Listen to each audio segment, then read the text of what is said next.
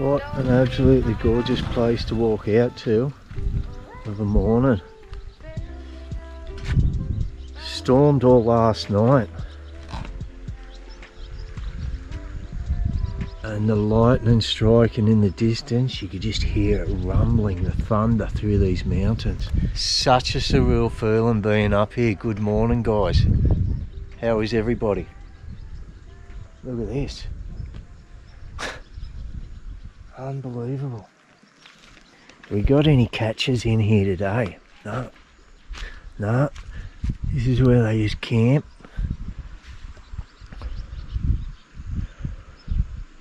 Both these ropes, both sides are attached to one. So when they pull it, both come flying in at once, capturing the birds that have come down to have a chat to the birds that are tied there by their leg. You can see the dude over here. Maybe you can't. He's got a few of the black little birds. It is a big business up here. They are all over the place. I was able to get the drone up, give you a little bit of a shot there. And they're all on the mountain side and all along this river. And as I pointed out yesterday, most of them are on a slope. I don't understand the slope. Even this one out here on the flats in the rice fields, on a slope also. And they're not the birds that they capture to sell in little cages and to be released at stupas and temples and religious ceremonies and things like that. They're actually a different type of bird that is a huge delicacy up here in the Xieng Khouang area. And these guys capture them and sell them at the markets and to people in Xieng Khouang. Very interesting. Hey, first time I'd seen it. I didn't know what I was looking at yesterday.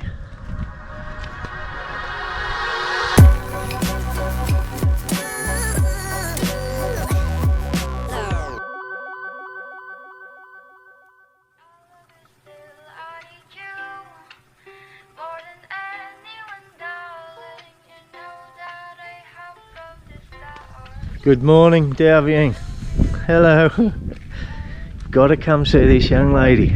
Great place to stay. Beautiful outlook. Take us for a walk along here. I might start from the other side actually. Hello, puppy dogs.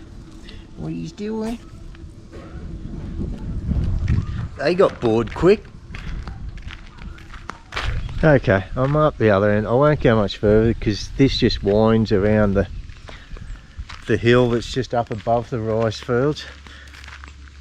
There's many. This actual area is huge. These rice fields, massive. If you was to look on Google Maps at Muang district, you won't see the individual village names here, but in the Muang you'll just see massive rice fields. And you got lots of little villages like this just scattered out up on the side of the hill overlooking these rice fields. This was the only one we could find that did have a guest house. Some nice doors there on that house. I walked past this, couldn't work out whether it was a hot house, a shade house, or a shed, garage. Got the plastic up one side, got shade cloth as a roof. Oh, it's got plastic under that too.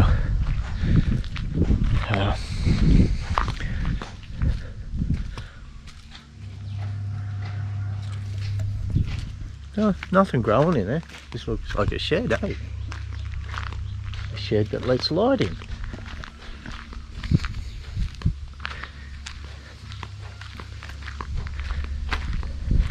Another big construction going here. These guys are going to have a good view.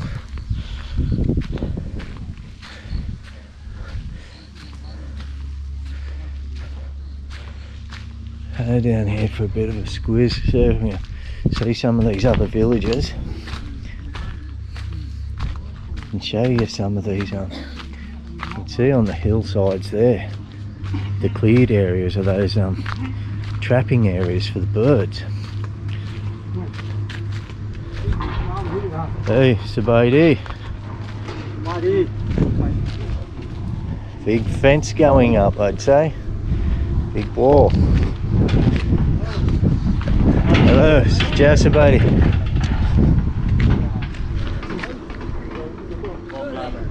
Yeah, all up this hill. 1, 2, 3, 4, 5, 6, 7. And following the river around. Very rich area, very rich in agriculture and that. You can see village out here, there's a village over there, there's villages all around the base, but they're not very large. They're just positioned close to their farming area. But it isn't just rice fields. Coming down out of the mountains, you've got, wow, look at all the rice. It's not these hot houses out here are tomato hot houses. Then you've got their bird trapping industry, the rice. And as you'll see from the drone footage I got up there, when I was reviewing it last night, uploading it, saving it, oh wow, this place has been massively hit by aerial cluster bombing during the war, because it's just pockmarked, full of these holes, big craters. Would not believe it. And during the dry season, they've still got water in them, and they breed fish. Now, it's a year-round thing, the fish farming, but when they don't have the rice in operation in the drier months, they've still got their fish farming to do. Incredible how they've just worked all this in with their rice farming. And it comes back to what I was saying yesterday driving up through here. Yeah, there's a lot of beautiful old traditional homes, but there's so much construction going on, so many new buildings, and like the one down the end, this big thing here, there's lots of concrete homes being put up.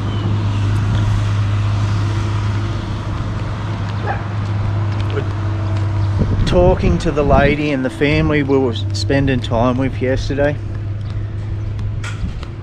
once they've fed the village, fed themselves and that, there's that much food left over they just sell, and that is just all profit. The farmers are doing very well in this area, particularly from Phouvieng down along this road 7. It is a thriving area. It is a massive food bowl. I've walked past not showing you guys shit. Showed you that last night. There was something here I wanted to see. Beautiful old style of home on top of a concrete base below. And as old as they look, this is a style that, yeah, that may not even be 25 years old. Our house in Khoe Khe on the river of the Mekong, it's an old Laos style home. I was surprised when I found out it was only 25-year-old. Okay, here's one of these tractors I was talking about. Yeah, you can see the motor, how it sits behind, but none of that was on those bare bones skeleton chassis tractors I showed you up at Phouvieng.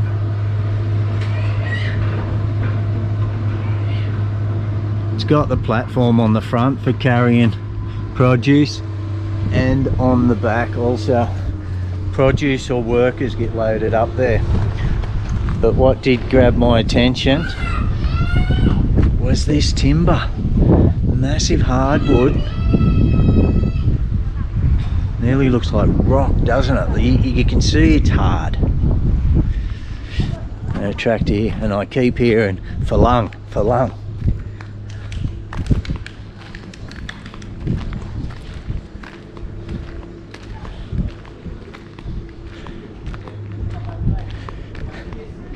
And a big car bike workshop here, wouldn't imagine. Yeah, got a truck in there also. Got everything in there. Sabaidi. Hello. Tyres, everything, mechanic, big shop.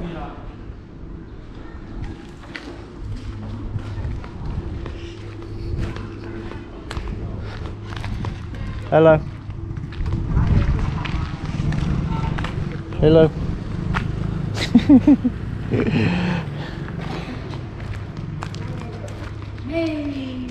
See how well behaved the dogs are. I did tell this guy yesterday I'd get a coffee off him this morning, and I will. This is coffee. Hapan? Hapan. Cup J. Thank you.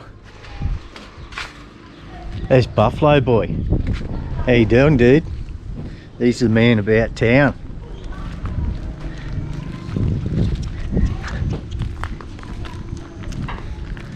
And this is it. This is about the extent of the village. It just winds round up there. They're just as big as it looks. They're just hugging this road, and they're just big homes. Not that many businesses. They're all farmers. They're all making enough money from that to get by and not doing too bad. Like Mr. Phouvieng. They've got this, it's the guest house, restaurant, besides another house in the area. I'm just waiting for this guy to slip.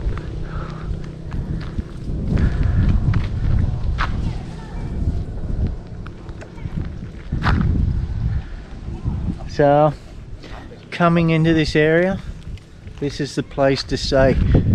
Come down out of the mountains, you will be looking down into this valley, and as soon as you get to the service station, there's a V. You can either turn right or left. There's a blue sign that says to the health centre, pointing down this way at the servo. Turn right, we're only a couple of kilometres down the road from there. This is, as far as we know, the only guest house in this area, and it is very well positioned. Got more rice fields up around here and along the valley. This morning we're going to be continuing along here, out through these villages, out here and back up over the mountains, up onto Phouvieng, I think that's the name of it, but it is the second tallest building in Laos, as we are at the moment. Move down here a bit, disturbing those people chatting, doing business. It's a guest house there, as if you didn't know. But due west of us is Phouvieng and Phouvieng, Laos's tallest mountain. So we're only probably 100 kilometers due east, probably not even that, and we are about to run smack bang into Phouvieng, which is a very high mountain also. Cannot verify it, but the lady here thinks it's Laos' second tallest building, and I wouldn't be surprised, being in this close proximity to Phouvieng. It's similar sort of mountain ranges. So that is where we're off to today. Travel up over Phouvieng and down into another little similar sort of village as this, called the area is Muang Mo, not Muang Mok, Muang Mo, M-O. Something about the MO villages here, isn't it? Areas. That is what we're up to today. Just a short little just wanted to get all this in for you, this village. We did have plans of staying here another night, but since it stormed last night, it's not very sunny. We are going to hit that frog and toad and be on our way this morning. So stay tuned for the next video, guys. We're going up the top of this mountain and down the other side. It should be awesome. And if the road is anything like we have traveled in the past, 60 kilometers or so from Phouvieng, you don't want to miss it. This area is absolutely stunning. It is. I thought we'd covered all the great places in Laos. And it just keeps giving, keeps producing, doesn't it? Hello, Sabadi. Hello, buddy. You got 2 ice creams. Oh no, we're just going to drive up a bit further than what I walked you guys this morning.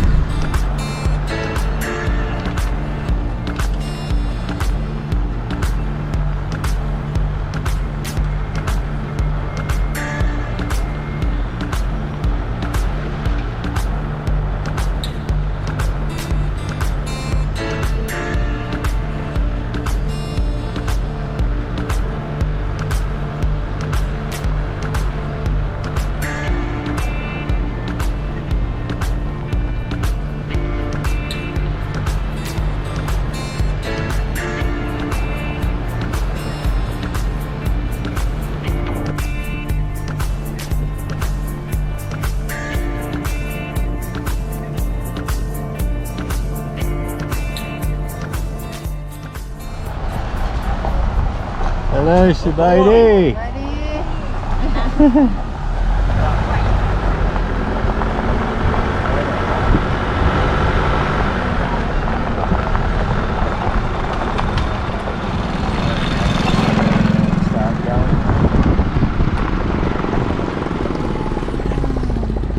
Right, that's as far as we're going to go. We could just wander around along these roads within these rice fields all day, wherever we go. It is stunning. This temple here on the left, I just cannot go past it without stopping and taking some photos of it. Have a go at it.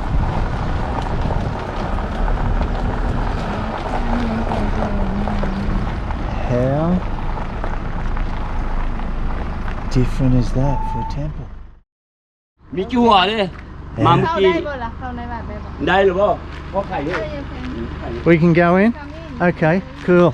Get this fence out of the road. Like, I will take photos of the fence with it, but I just want it freestanding on its own. Oh, thank you. Cup J there. Cup J, Cup J.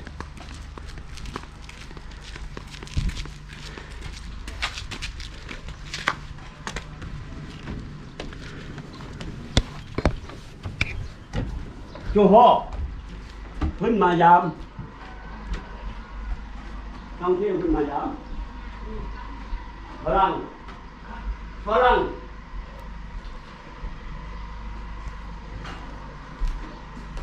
Đi. Và. Namasakan. Thằng con sẽ ba em cháu. Ah, okay. Cup J, Cup J. Bo. That's okay. That's okay. Bo Phouvieng. Cup J, Cup J. Thank you. I won't intrude any further. Not just the temple, but living quarters also. But very different, isn't it? Well, very old too. Like I said, big area around here, but just little villages. The one we stayed at, I seen they had their own little temple on the hill with the big drum tower. What a nice old man. Ủa lúc bộ. Lúc sau. Rồi men lại. Nhưng mà đây lúc à. Đi đây này. Bò đây. Thâu leo bò đây. Dạ. Okay. Sao mình đi ăn không? Okay, Cup Jodo, thank you very much. Thank you. Just directly on the other side of the road here, big old traditional home here, and their retirement fund underneath, whole heap of timber. The back cooking area, I imagine. Deck off the back. Bathroom, shower, laundry underneath the water tower.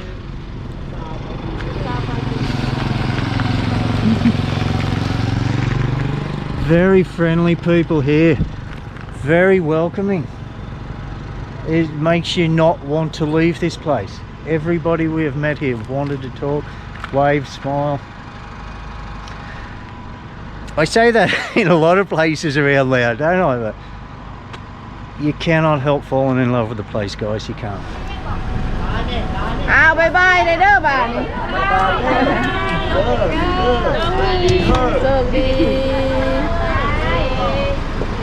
Làm nhá. Rồi, bữa nào xin ba mày.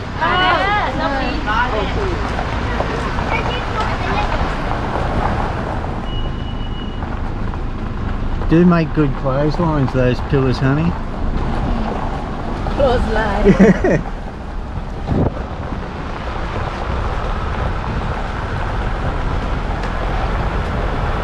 All right. We're slowly getting there. We haven't left yet. Have not left yet. As I said, it is so hard to leave.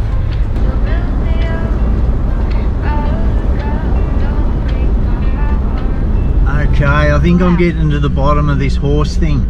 The horses up here. I asked Neenee, do they eat horse meat up here? No, they don't. They don't. She said, no, they just have them to make money. How do you make money if you don't do anything with them? It's a sign of wealth, how much money you have. It's a status type thing. And thinking about all the horse area, you know, where we've seen a lot of horses up in Huapan, the rural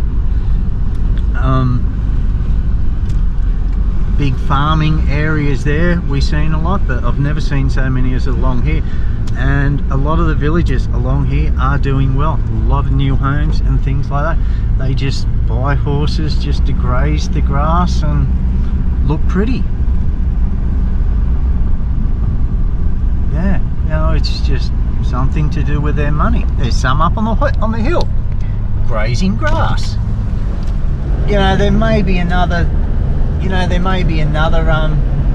reason they have them for, but that is the way Neenee sees it, and I can't see any other reason for them having it. You don't see them using them to farm. They don't eat them. They don't race them. You don't see kids eating them. You see more kids riding buffalo. You don't see kids riding them. You see more kids riding buffalo than you do horses. I don't think I've seen anybody riding a horse. Probably not broken either. I guess they wouldn't be. They're just Do you want to pick through? wealthy people's lawnmowers. Thank you very much for that. I did ask you to remind me on our way out yesterday. I completely forgot. We're going to get fuel.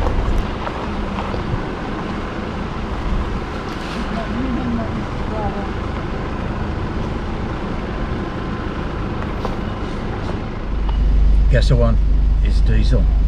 Dam is full. Gasoline bore is, you're asking. You have diesel because one of them was covered up. Put bore on the end of something, you're asking a question. Sapor, you're asking if it's delicious.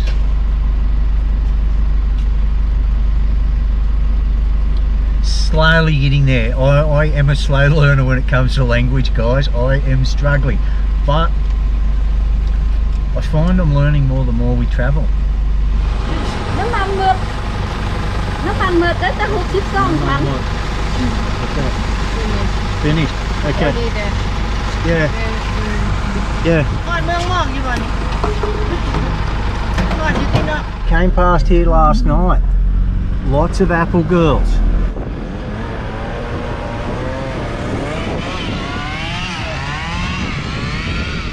All along that road, there would have been a dozen of them, all just selling the same thing, either side, 20 metres apart. Xieng Khouang apples. So lots of, we're up high. The weather is cooler up here. The sun's got heat in it, but that breeze coming in the window is nice and cool. So it is a good climate up here. Good climate for the colder type of fruit. And the lady last night was saying in the months of November, December, you go to turn the tap on to have a shower or flush the loo, it's frozen.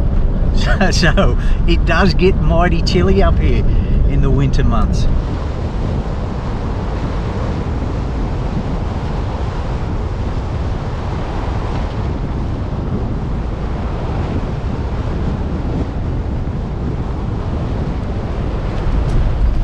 Great climate for those who don't like the humidity that you do find down in the Vientiane further south. Well, you find the humidity all over Laos, but up here high in the mountains, it's awesome.